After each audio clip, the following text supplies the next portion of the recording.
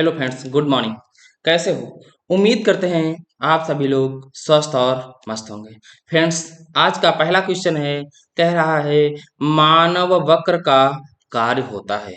जो मनुष्य के वक्र होते हैं, ठीक है फ्रेंड्स, इनका जो कार्य होता है वो क्या होता है, पूछ रहा है।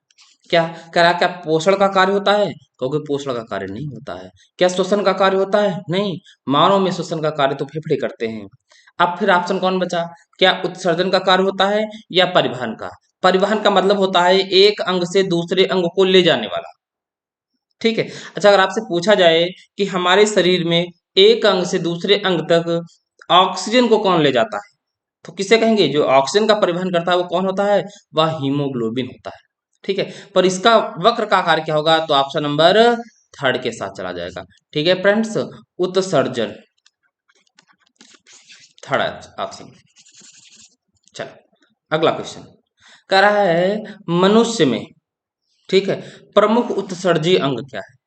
अब उत्सर्जी अंग का मतलब होता है वह कौन सा अंग है जिससे हमारे शरीर में जो अपशिष्ट पदार्थ होते हैं, या ये कह सकते हो नाइट्रोजनी जो पदार्थ होते हैं, जो बेकार होते हैं, जिनका शरीर में उपयोग नहीं होता है, वो उसका मतलब कौन बाहर निकालता है? किससे बाहर निकलते हैं? वो कौन है? उसको अलग करने का कार्य कौन करता है? त्वचा करती है, फेफड़े करते हैं, आहार नाल करता है, या वृक्क करता है?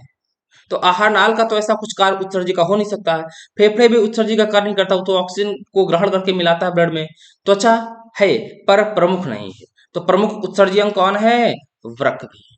ठीक है। ऑप्शन नंबर चौथे के साथ चला जाएगा। अगला क्वेश्चन कह रहा है फेफड़ों से शुद्ध रक्त आता है। फेफड़ों से शुद्ध रक्त आता है, बताइएगा कौन?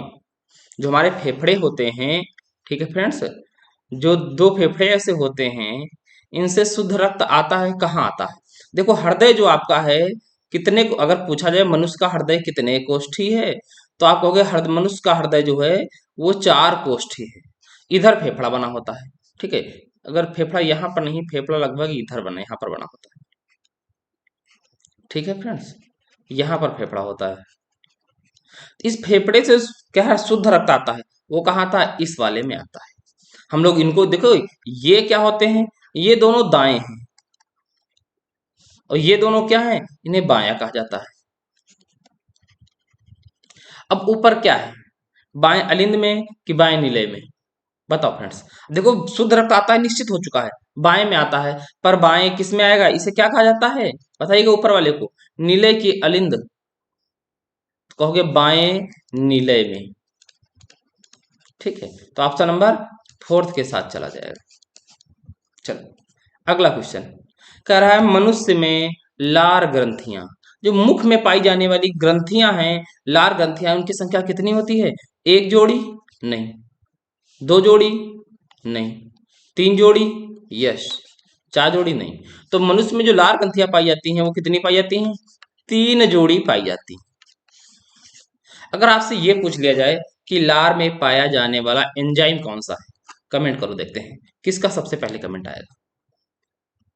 कह रहा है दाएं निलय से, दाएं निलय से अशुद्ध रक्त किस अंग में जाता है? बताइएगा। जो हृदय है उसके दाएं निलय से शुद्ध रक्त किस अंग में जाता है? हृदय में जाता है, फेफड़ों में जाता है, त्वचा में जाता है, आहार नाल? देखो, आहार नाल और त्वचा तो ऑप्शन है ही नहीं। अब दाएं निलय से कह रहा है, और निलय, ये जो निलय हैं आप कह सकते हो हृदय के 4 भाग ही तो हैं, निलय और अलिंद वगैरह। ठीक है। तो ये तो हृदय के भाग हैं, तो हृदय से कहाँ जाता है? तो कहोगे फेफड़ों में जाता है भैया। तो ऑप्शन नंबर दूसरे के साथ चला जाएगा, सेकंड, फेफड़ों में। ठीक है फ्रेंड्स। चलो अगला क्वेश्चन कह रहा है मनुष्य के हृदय में कोष्ठों की संख्या होती है। गुड, बताओ। अभी मैंने पहले बताया था कि जो ये मनुष्य का हृदय होता है लगभग इस प्रकार बना होता है। कितने कोष्ठी है? 4 कोष्ठी है। तो ऑप्शन नंबर दूसरे के साथ चला जाएगा। अच्छा, एक आपसे और क्वेश्चन पूछ लूं, कमेंट करके बताओगे? आप बताओ, जो ये मछली होती है, इसका जो हृदय होता है वो कितने कोष्ठी होता है?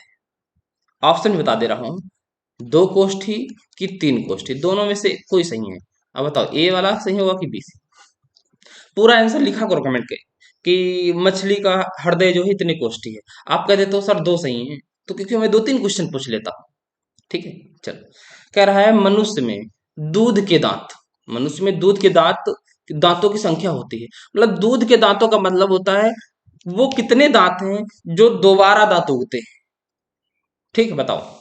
भाई जो दूध के दांत होते हैं वही गिर जाते हैं, दोबारा उगते हैं, तो कितने दांत होते हैं? 20, 28, 24, 32। 32 तो मनुष्य में कुल दांत होते हैं, तो ये हो नहीं सकता है। तो ऑप्शन नंबर किसके साथ जाएगा? 20। तो दूध के दांतों की संख्या कितनी होती है भैया? 20 होती है, तो ऑप्शन नंबर ए के साथ जाएगा। सेकंड भी नहीं होगा और ना ही थर्ड होगा। अगला कह रहा है स्वपोषी। स्वपोषी पौधों के लिए आवश्यक है। स्वपोषी का मतलब होता है भैया, देख लीजिएगा। अगर आपसे कह रहा है स्वपोषी, स्वपोषी पौधे कौन होते हैं? तो कहोगे स्वपोषी जो पौधे वो होते हैं जो अपना भोजन, जो अपना भोजन स्वयं बनाते हैं। जो अपना भोजन स्वयं बनाते हैं उन्हें हम लोग स्वपोषी कहते हैं। अच्छा, जो दूसरों पर निर्भर रहते हैं उन्हें क्या कहते हैं? उन्हें परपोषी कहते हैं। तो अब बताइएगा, पौधों को अपना भोजन बनाने के लिए क्या क्या आवश्यक है? क्या कार्बन डाई आवश्यक है? यस, अगर कार्बन डाइऑक्साइड नहीं होगी तो भोजन कैसे वो तोड़ेंगे? ठीक है। सूर्य का प्रकाश, सूर्य का प्रकाश नहीं होगा तब भी नहीं भोजन बना पाएंगे। क्लोरोफिल नहीं होगा तो सूर्य का प्रकाश लेगा कौन? तो क्लोरोफिल भी आवश्यक है। तो ऑप्शन नंबर कौन सा हो जाएगा? चौथा, ये सभी। देखो जब तीनों सही है तो ये नहीं होगा, ना पहले दूसरा होगा, ना ही तीसरा होगा। अब ऑप्शन सीधा कौन हो जाएगा? चौथा।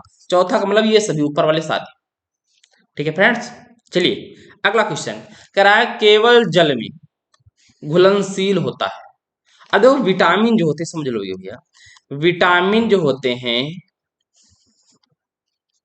ठीक है, जो विटामिन होते हैं वो कितने टाइप के होते हैं? 2 प्रकार के। एक कौन होते हैं? एक जल में घुलनशील, एक वसा में घुलनशील। अब पूछ रहा है जल में घुलनशील विटामिन कौन होती है? तो आप कहोगे विटामिन बी और सी, ये तो जल में घुलनशील है। और वसा में घुलनशील कौन कौन सी है? तो आप कहोगे विटामिन ए, डी, ई, के। तो आप पूछ रहा जल में घुलनशील कौन है? विटामिन सी, चौथा ऑप्शन जाएगा। ठीक है फ्रेंड्स, अगला क्वेश्चन और आज का लास्ट क्वेश्चन है। कह रहा लार में कौन सा एंजाइम पाया जाता है? पेप्सिन पाया जाता है? ना भैया। एमाइलेज पाया जाता है कि ट्रिप्सिन पाया जाता है कि लाइपेज पाया जाता है? कौन सा एंजाइम पाया जाता है? तो भैया लार में पाया जाने वाला एंजाइम लिख लो भैया, हम लिख देते हैं। लार में पाया जाने वाला एंजाइम, तो पाया जाने वाला कौन सा एंजाइम होता है? तो कहोगे एमाइलेज। ठीक है फ्रेंड्स, ये होंगे। बताइएगा फ्रेंड्स क्लास कैसी आपको लगी। यदि क्लास अच्छी लगी तो वीडियो को लाइक करके और एक अच्छा सा कमेंट करिएगा। चलिएगा फ्रेंड्स, फिर मिलते हैं अगली क्लास में। तब तक के लिए जय हिंद, जय भारत।